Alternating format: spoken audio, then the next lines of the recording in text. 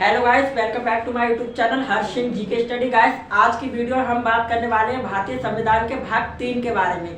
Guys, भारतीय संविधान का भाग 3 हमारे लिए, पब्लिक के लिए बहुत इंपॉर्टेंट है। भारतीय संविधान के भाग 3 में है मौलिक अधिकार। भाग 3 में कहा अनुच्छेद 12 से 35 तक, अनुच्छेद 12 से 35 तक मौलिक अधिकार या मूल अधिकार है, जो संविधान की रीढ़ कहलाते हैं, वो मौलिक अधिकार हैं। ये कहाँ से लिए गए? यूएसए से लिए गए, अमेरिका के संविधान से लिए गए, यूएसए के संविधान से लिए गए। मौलिक अधिकार हमें जीवन जीने के लिए बहुत जरूरी है। अगर ये मौलिक अधिकार छीन लिए जाए हमसे तो हमारी जिंदगी बिल्कुल जेल की तरह हो जाती है, क्योंकि गाइस जब जेल में व्यक्ति जाता है तो उसके मौलिक अधिकार छीन लिए जाते हैं। इसीलिए हमें जीवन जीने के लिए, अभिव्यक्ति के लिए, बोलने के लिए, जाने के लिए, रहने के लिए, खाने के लिए, किसी भी व्यवसाय करने के लिए हमारे मौलिक अधिकारों का होना बहुत जरूरी है। सो गाइस, उसी के बारे में हम बात करेंगे कि कौन कौन से मौलिक अधिकार है और किस किस अनुच्छेद में है। सो गाइस, स्टार्ट करते हैं हम आज की ये वीडियो। मौलिक अधिकारों को भारत का अधिकार पत्र भी कहा जाता है, क्योंकि मौलिक अधिकार हमसे कभी नहीं छीने जा सकते हैं। कोई भी हमसे मौलिक अधिकार नहीं छीन सकता। पर अनुच्छेद 352 कहता है कि राष्ट्रीय आपात स्थिति में व्यक्ति के मौलिक अधिकार छीने जा सकते हैं। यानी कि हमारे देश के ऊपर कोई विकट स्थिति आ जाए तो व्यक्ति के मौलिक अधिकार छीने जा सकते हैं अनुच्छेद 352 के अनुसार। पर वह प्रधानमंत्री नहीं कर सकता, उसका अधिकार केवल राष्ट्रपति को होता है। आगे हम बात करते हैं अनुच्छेद 12 क्या कहता है, क्योंकि हमें अनुच्छेद 12 से 35 तक के बारे में बात करनी है। तो गाइस, स्टार्ट करते हैं वीडियो। मौलिक अधिकार के पहले अनुच्छेद यानी कि अनुच्छेद 12 में परिभाषा है मौलिक अधिकारों की। क्या कहता है कि राज्य कोई भी ऐसा कानून नहीं बनाएगा जो व्यक्ति के मूल अधिकार छीन रहा हो। इसमें राज्य की बात की गई है, किसी भी राज्य जैसे कि बिहार, बंगाल, गुजरात, ऐसे किसी राज्य की बात नहीं की गई है।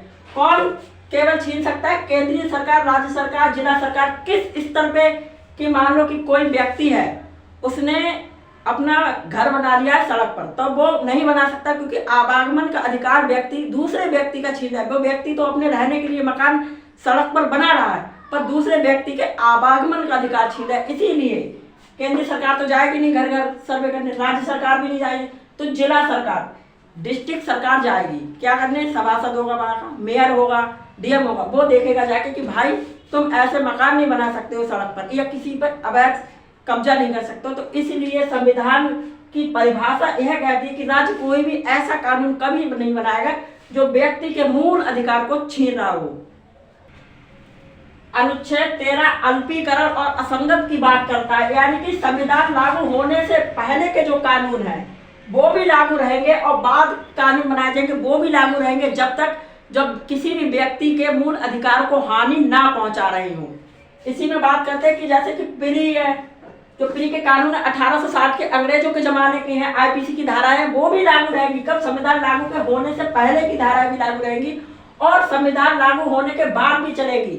पर कोई भी सरकार ऐसा कानून नहीं बनाएगी जो व्यक्ति के मूल अधिकारों को छीन रही हो। इसी में दो बातें आती हैं, law, Muslim personal law, Hindu personal law. कौन कौन सी में बात कर रहे हैं? पहला लॉ, पर्सनल लॉ दो प्रकार के होते हैं, हिंदू पर्सनल लॉ,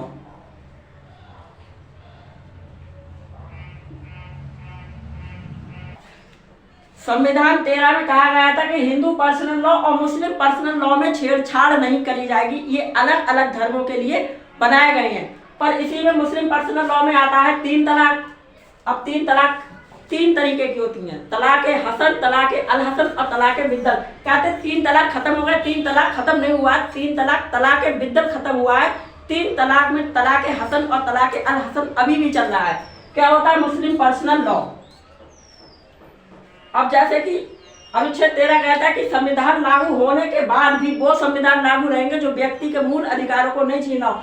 अगर मुस्लिम पर्सनल लॉ के अनुसार जैसे कि कोई व्यक्ति अपनी पत्नी को तलाक दे देता है तो उस पत्नी का तो जीवन खराब हो जाता है, क्योंकि उसके व्यक्ति के मूल अधिकार छीन लिए गए हैं। अब व्यक्ति के जीवन खराब हो जाएगा। इसीलिए मुस्लिम पर्सनल लॉ से 3 तलाक को हटाया गया। 3 तलाक हटाने के लिए जब बहस शुरू हुई तो मुस्लिम मौलवी सुप्रीम कोर्ट में पहुंचे, कहने लगे कि 3 तलाक तो खत्म हो नहीं सकती है, क्योंकि अनुच्छेद 13 में साफ कहा गया कि संविधान लागू होने से पहले के संविधान सभी लागू रहेंगे। तो मुस्लिम पर्सनल लॉ तो संविधान लागू होने से पहले का है, पर उसमें कहा गया, तभी उसने कहा सुप्रीम कोर्ट की, अरे क्या देख रही हो, कहा गया अनुच्छेद 13 के अनुसार कि जो पुराने कानून है वो संविधान लागू होने के बाद भी लागू रहेंगे, वो बशर्ते वो किसी के व्यक्ति के जीवन की जिंदगी को बर्बाद ना कर रहे हैं। पर 3 तलाक व्यक्ति के जीवन की, एक औरत के जीवन की जिंदगी बर्बाद कर रहा है, इसीलिए 3 तलाक को खत्म किया गया। 3 तलाक,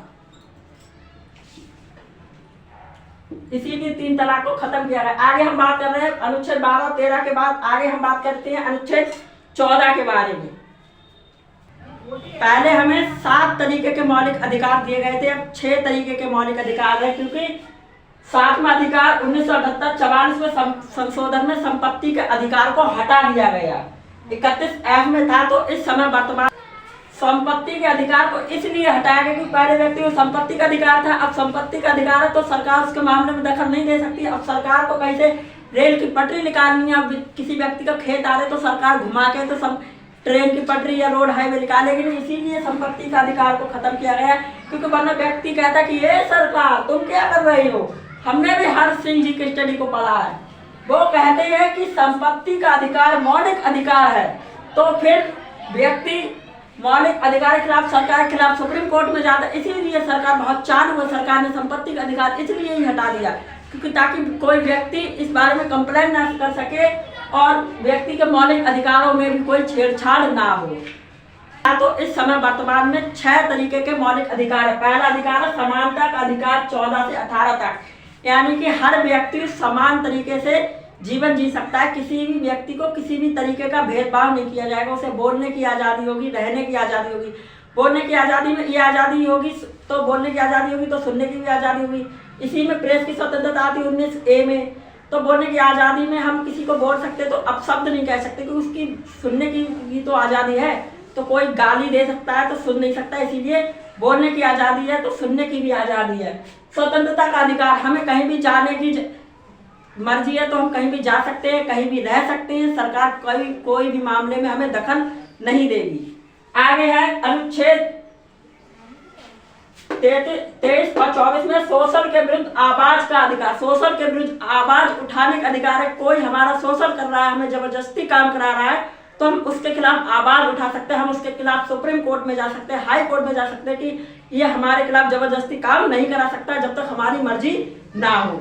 आगे है धार्मिक स्वतंत्रता का अधिकार। अनुच्छेद 25 से 28 तक धार्मिक स्वतंत्रता का अधिकार का मतलब है कि हम हिंदू हैं, हम मुसलमान भी धर्म ग्रहण कर सकते हैं, मुस्लिम है, हिंदू, जैन, ईसाई, किसी भी धर्म में किसी भी जाति में जा सकते हैं। सरकार की परमिशन लेने की कोई जरूरत नहीं है। आगे है संस्कृति एवं शिक्षा का अधिकार। हमें अपनी संस्कृति को संजो के रखनी है तो हम उस संस्कृति को संजो के रख सकते हैं। कोई भी संस्कृति, डांस हो सकता है, म्यूजिक हो सकता है, कोई भी कला हो सकती है, कोई भी धार्मिक मंदिर हो सकता है, तो हम संजो के रखें तो संजो के रख सकते हैं, सरकार उसमें दखल नहीं देगी। इसी में शिक्षा का अधिकार आता है। हर छोटे बच्चे को 6 साल से 14 साल तक के बच्चे को शिक्षा का अधिकार है, उसे शिक्षा से वंचित नहीं किया जा सकता है। और 0 से 6 साल तक के बच्चे के लिए आंगनबाड़ी केंद्र खोले जा सकते हैं। अगर 6 साल से 14 साल तक के बच्चे को पढ़ने का अधिकार है, उसके माता पिता के पास पैसा नहीं है तो भले सरकारी स्कूल में पढ़ाए, लेकिन पढ़ाए, उसे शिक्षा का अधिकार मौलिक अधिकारों में दिया गया है। आखिरी अनुच्छेद 6 को संवैधानिक उपचारों का अधिकार। अनुच्छेद 32 को डॉक्टर भीमराव अम्बेडकर ने मौलिक अधिकारों की आत्मा कहा। इसके अनुसार यदि हम किसी भी मौलिक अधिकार में संशोधन कराना चाहते हैं तो हमें सुप्रीम कोर्ट जाने की अनुमति होगी। ये मौलिक अधिकार, ये जो हमने मौलिक अधिकार समझा है, ये व्यक्ति को जीवन जीने के लिए बहुत जरूरी है। इनमें बदलाव नहीं किया जा सकता है, क्योंकि हमने पहले पढ़ा था अनुच्छेद 13 के अनुसार सरकार कोई भी ऐसा कानून नहीं बनाएगी जो व्यक्ति के मौलिक अधिकारों को छीन रहा हो। एग्जाम्पल बात समझाते हैं कि जैसे कि समानता का अधिकार है, सरकार कभी ऐसा कानून नहीं बना सकती कि व्यक्ति को समानता भेदभाव किया जा सके। सरकार कभी ऐसा नहीं कर सकती कि व्यक्ति के साथ भेदभाव होगा, जाति धर्म आधार के साथ भेदभाव होगा। दूसरा, स्वतंत्रता का अधिकार। सरकार हमसे कहीं रहने, बसने, जाने की स्वतंत्रता नहीं छीन सकती है, बोलने की स्वतंत्रता नहीं छीन सकती है। आगे शोषण के विरुद्ध आवाज का अधिकार। कभी सरकार हमसे ये नहीं छीन सकती कि हमारे साथ शोषण हो रहा है तो सरकार कभी ऐसा कानून नहीं बना सकते कि हम उसके खिलाफ आवाज ना उठा सके। हमें सुप्रीम कोर्ट जाने की अनुमति होगी, हमें हाई कोर्ट जाने की अनुमति होगी। आगे है धार्मिक स्वतंत्रता का अधिकार। हमें सरकार कोई ऐसा कानून नहीं बना सकती कि हिंदू है तो मुस्लिम धर्म ग्रहण नहीं कर सकता, मुस्लिम है तो वो हिंदू धर्म नहीं ग्रहण कर सकता। ऐसा सरकार कोई कभी कानून नहीं बना सकती है। आगे है संस्कृति एवं शिक्षा का अधिकार। कभी भी सरकार शिक्षा के अधिकार से वंचित नहीं कर सकती है। सरकार कभी भी कोई ऐसा कानून नहीं बनाएगी जो किसी की संस्कृति को ठेस पहुंचा रहा हो। आगे संवैधानिक उपचारों का अधिकार। हमारे खिलाफ किसी व्यक्ति के खिलाफ FIR होती है या किसी व्यक्ति को इनमें संशोधन कराना होता है तो सरकार उस मामले में दखल नहीं दे सकती। उसे हाई कोर्ट जाने की अनुमति होगी, सुप्रीम कोर्ट जाने की अनुमति होगी। ये हमसे कभी नहीं छीने जा सकते हैं। ये संविधान के मेन रीढ़ है, हमने कई बार बता दिया है। ये अधिकार केवल हमसे जेल में छीने जाते हैं, यानी किसी व्यक्ति की जेल हो जाए तो उसे बोलने की आज़ादी नहीं होगी, उसे समानता की आज़ादी नहीं होगी। वो जेल में मार कुटाई होगी तो वो कभी अपनी आवाज़ बुलंद नहीं कर सकता कि मेरे खिलाफ मार कुटाई क्यों हो रही है। उसे वहाँ जेल के अंदर कोई भी धर्म ग्रहण नहीं कर सकता है, कोई भी वहाँ पढ़ाई नहीं कर सकता है। संवैधानिक उपचारों को अधिकार होगा तो बाकी ये अधिकार छीन लिए जाएंगे तो संवैधानिक उपचारों का भी कोई औचित्य नहीं रह जाता है। इसी आगे हम बात करेंगे समानता अधिकार। गाइस यहीं पर हम वीडियो एंड करते हैं। समानता के अधिकार में हम 14 से 15, 16, 17, 18, 19 तक के बारे में बात करेंगे। उपाधियों का अस्पष्टता का सभी के बारे में बात करेंगे। तब तक के लिए हम यहीं पर वीडियो एंड करते हैं। वीडियो अच्छी लगी हो तो वीडियो को लाइक कीजिए, कमेंट कीजिए, शेयर कीजिए और मेरे यूट्यूब चैनल हर्ष सिंह जी के स्टडी को सब्सक्राइब कीजिए।